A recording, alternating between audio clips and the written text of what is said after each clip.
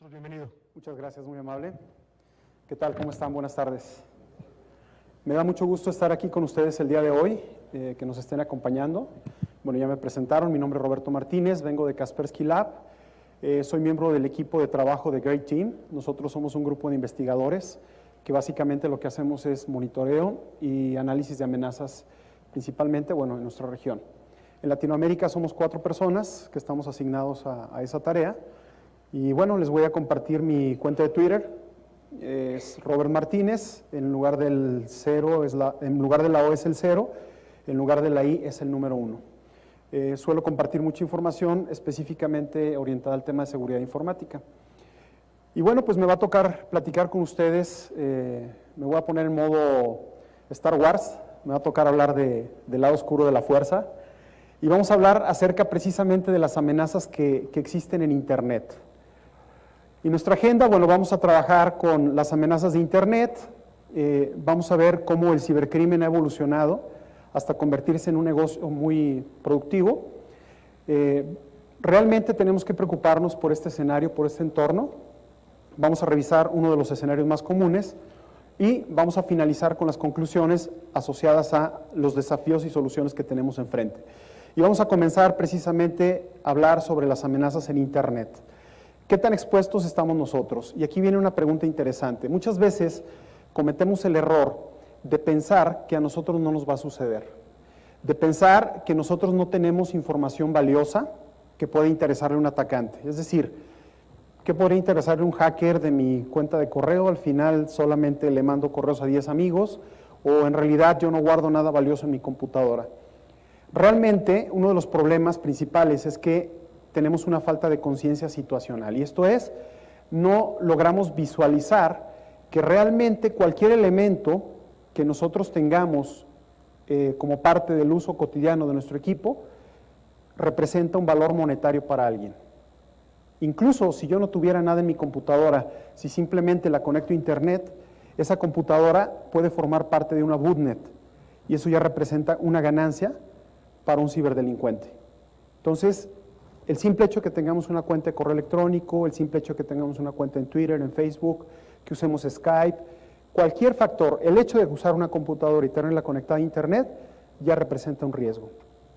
¿Quiénes son los objetivos? Los usuarios. Adivinen por qué. Creo que es demasiado obvio, ¿no? Si ustedes alguna vez no han usado una contraseña tan simple como esta, sabrán que realmente el objetivo es el usuario. Muchas veces nosotros habíamos visto en las películas que los escenarios de hacking siempre eran un hacker que no dormía, que vivía en casa de su mamá y que todo el día comía pizza. Y siempre lo veíamos atacando sistemas nucleares y de defensa y no sé qué tantas cosas.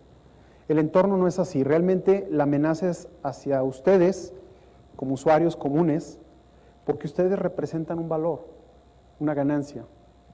Y lo más importante, no existe hoy día una conciencia real de las amenazas en la mayoría de los usuarios. La mayoría de los usuarios pensamos o piensan que no pueden ser blanco de un ataque. Y este es otro de los problemas que está asociados con los usuarios. Muchas veces, yo sé que en sus empresas no pasa esto, ustedes claramente definen las reglas y las políticas y todos los usuarios las siguen, pero esto es lo que sucede la mayoría de las veces. Siempre que se define una política, siempre que se define una regla, una norma, por ejemplo, de uso adecuado de los equipos, sucede esto. El usuario busca la forma de sacarle la vuelta.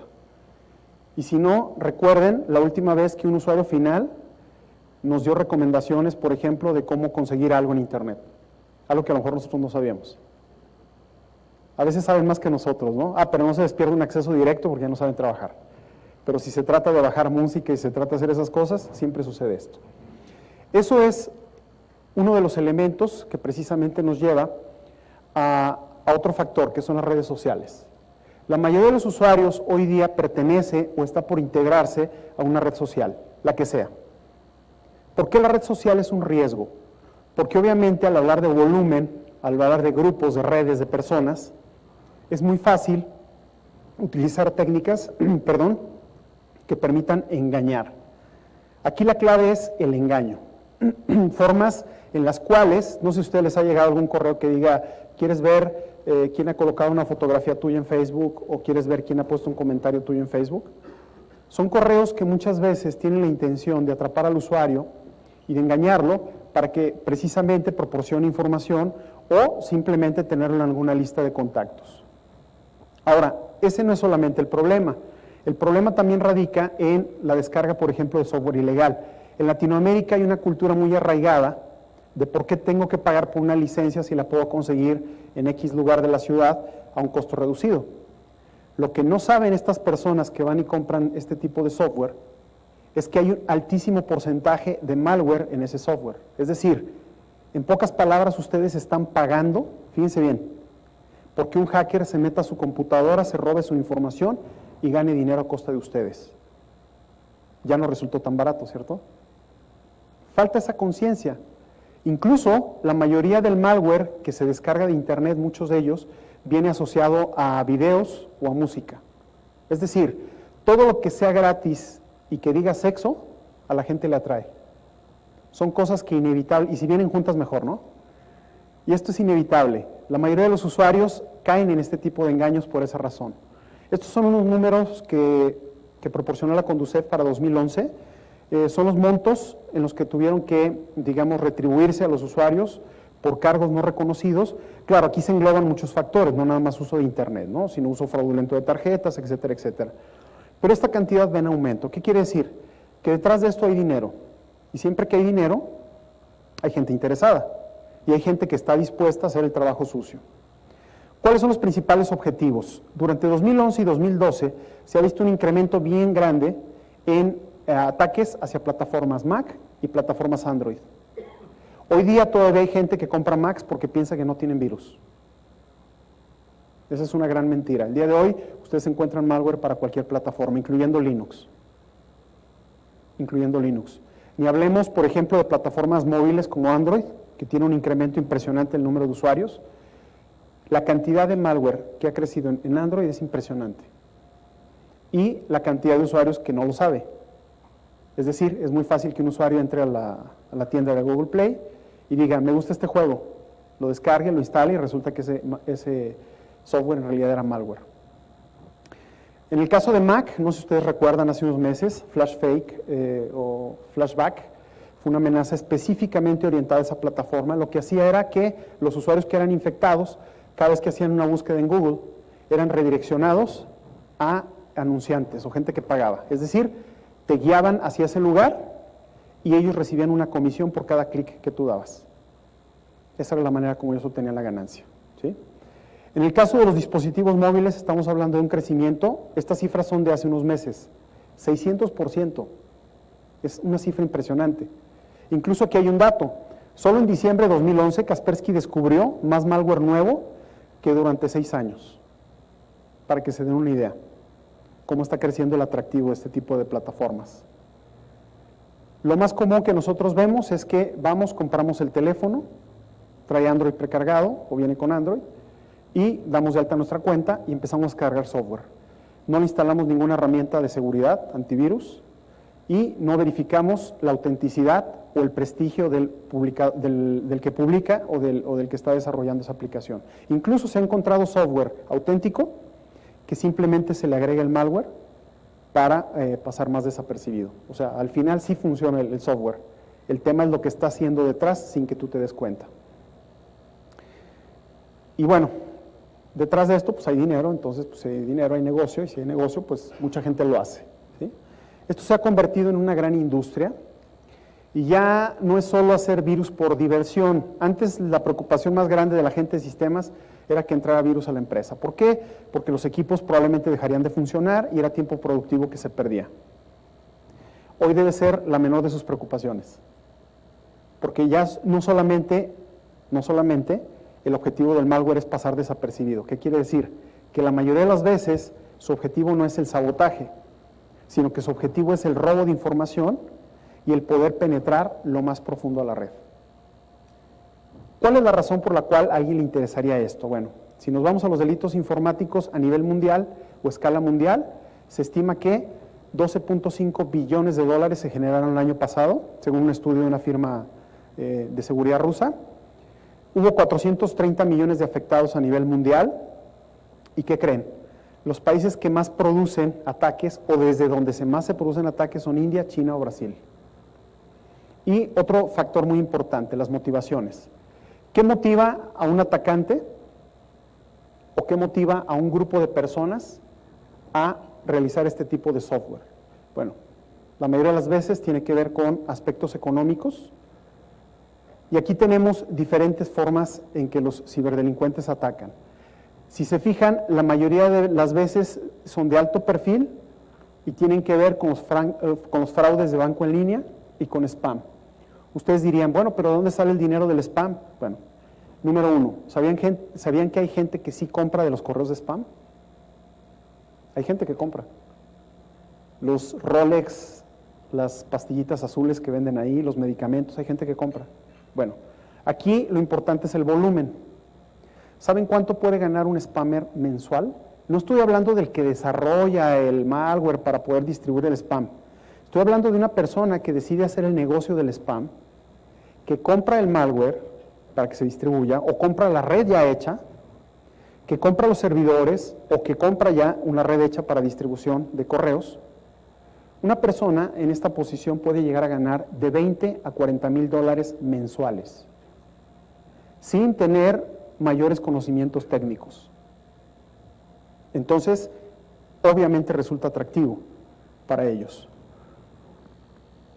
El mercado del crimeware, si hablamos de números, se estima que el 80% del malware está creado específicamente para robo de información financiera. 80%.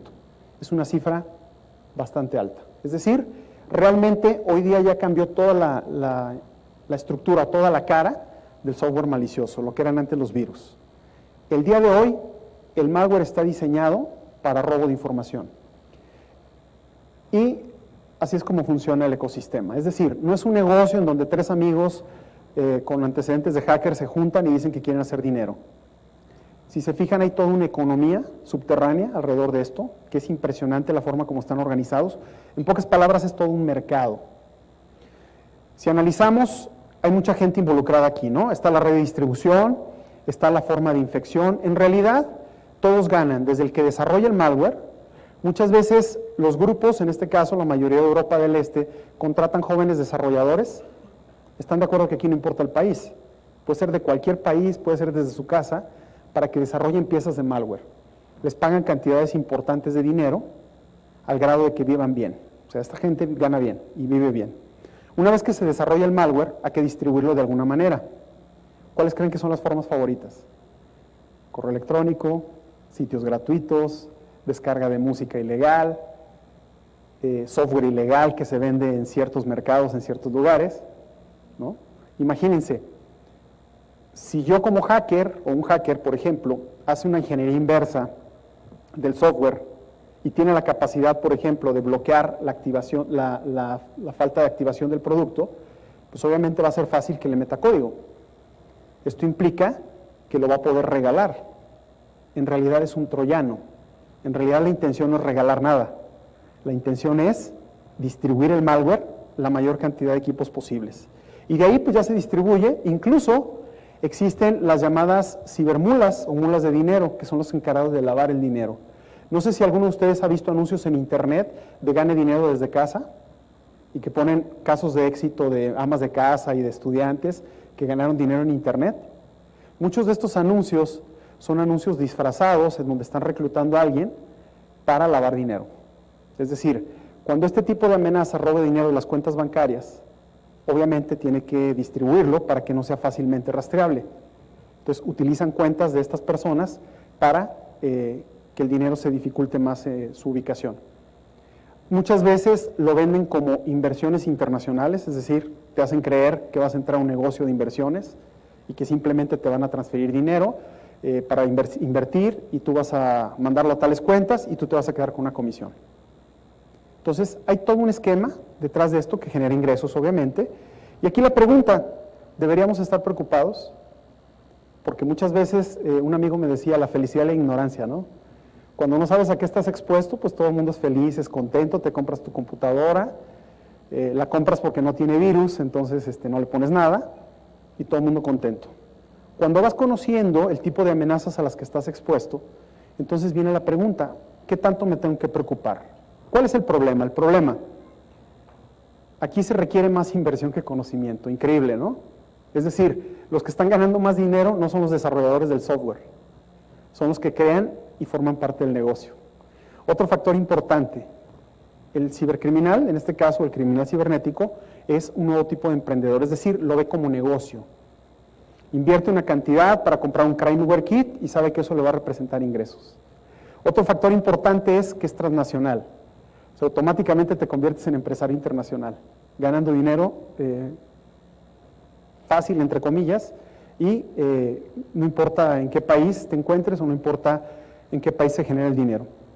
Otro es la facilidad para el uso de las herramientas. Muchas veces estos crimeware kits son como suites, cualquier programa que tú puedes usar, simplemente tiene sus menús, tiene sus opciones, incluso ellos te dan tutoriales, es más, yo he visto que algunos de ellos hasta te dan soporte en línea, ¿no?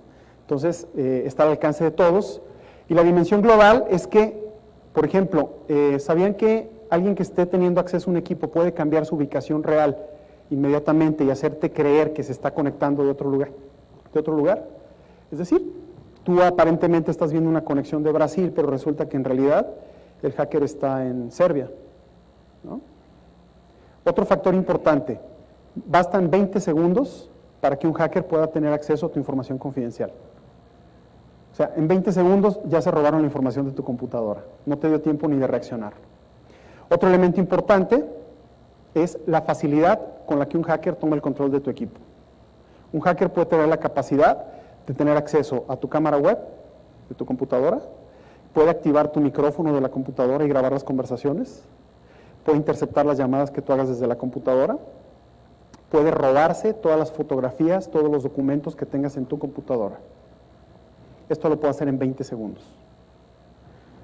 La capacidad entonces es importante. ¿Y cuáles son los impactos? Bueno, hemos visto en los últimos meses y en los últimos años un crecimiento importante en los ataques que le llamamos de alto perfil. ¿Por qué de alto perfil? Porque van hacia empresas que tienen seguridades robustas, pero que por factores, fíjense, esto es bien importante, por factores tan simples como el hecho de que un empleado haya abierto un archivo anexo, implica que por esa computadora se metió el hacker y tuvo acceso a toda la red. Fíjense qué importante. Yo puedo invertir cualquier cantidad de dinero en seguridad, en infraestructura, pero si un usuario abre un anexo, aun cuando en la política se le haya dicho que no habrá anexos desconocidos o dudosos, es suficiente para que un equipo permita el acceso de los hackers a toda la red y tenga acceso a todos los servidores, equipo del presidente, del director general, y se robe toda la información. Pérdidas, por ejemplo, el último ataque RCA, 66 millones de dólares por un archivo anexo de un empleado. Esa es la dimensión del problema.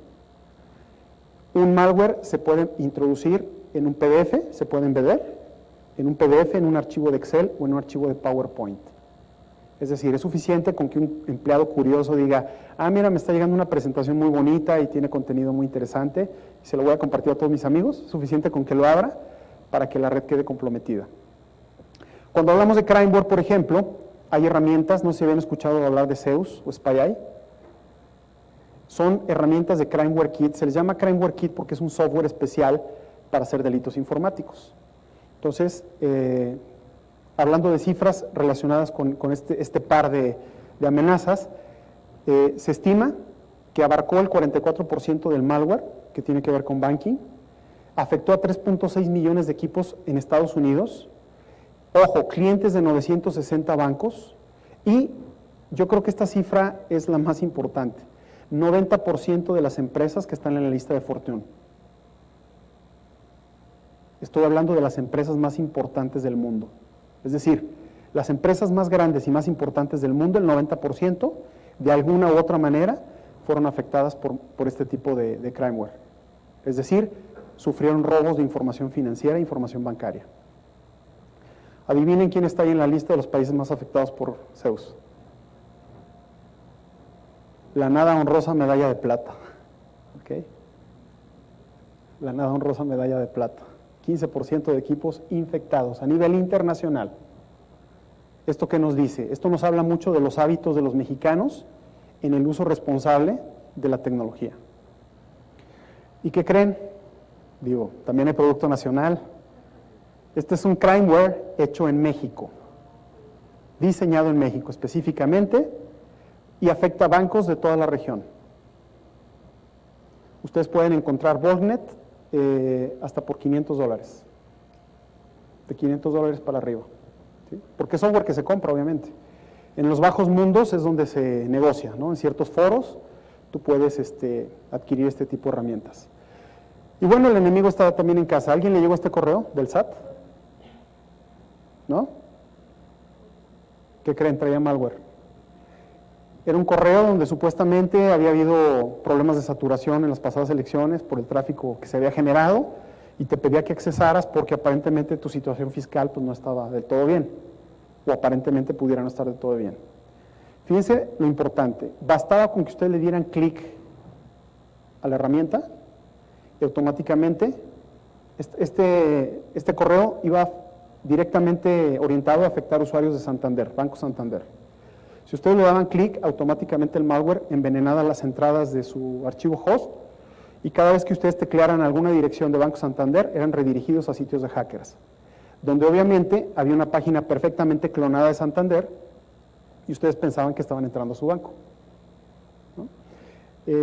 Tenemos aquí que los países donde más ataques hay asociados a web es México y Brasil, principalmente, y este es un malware que afectó a la región. De hecho, en este primer semestre fue el que más afectó a la región, a bancos de México y la región de Venezuela, Colombia y, bueno, algunos países del entorno. En el caso de México, México está en el tercer lugar de infecciones en línea en Norteamérica y está en sexto lugar a nivel de infecciones locales, o sea, relacionadas con malware orientado a USBs, es decir, no por entrar a Internet, sino por utilizar algún medio local. Y en tercer lugar, por actividades hechas en línea. Y esto es bien interesante. Es el porcentaje de malware detectado por nuestra herramienta en los diferentes estados de la República. Puse los 10 primeros solamente. Es entendible que el DF es el primer lugar, ¿cierto? Por el volumen de habitantes. Pero lo que sí sorprende es el segundo lugar, ¿cierto? ¿Esto qué significa? Significa que los números no necesariamente tienen que ver con el número de personas con acceso a computadoras, sino tiene que ver con los hábitos del número de personas que usan esas computadoras. Este dato es sorprendente porque, bueno, cualquiera pensaría que Jalisco quedaría en segundo lugar, pero más aún, vean la diferencia de porcentajes. La diferencia de porcentajes es altísima, es muy alta, entre el segundo y el tercer lugar, ¿no? Entonces eso nos da una idea del tipo de entorno. ¿Cuál es el escenario común? Les voy a mostrar un demo de qué pasa si yo abro un correo que llega visualizar soluciones integrales. Sí. Muy bien. Bueno, pues quiero agradecerles por haberme acompañado el día de hoy. No sé si tengamos tiempo para alguna pregunta o si quieren posteriormente en el stand, me pueden consultar sin problema. Estos son mis datos, mi correo electrónico, mi cuenta de Twitter y bueno, las cuentas de Twitter de Kaspersky Latino y Kaspersky Lab México, donde igual van a ustedes a encontrar suficiente información al respecto. Roberto, muchísimas gracias. Qué interesante plática. Te agradecemos mucho que hayas compartido esta información con nosotros y sin duda, bueno, pues habrá que pasar a tu stand a hacerte varias preguntas. Claro que sí. Gracias. Que no pueden ser blanco de un ataque.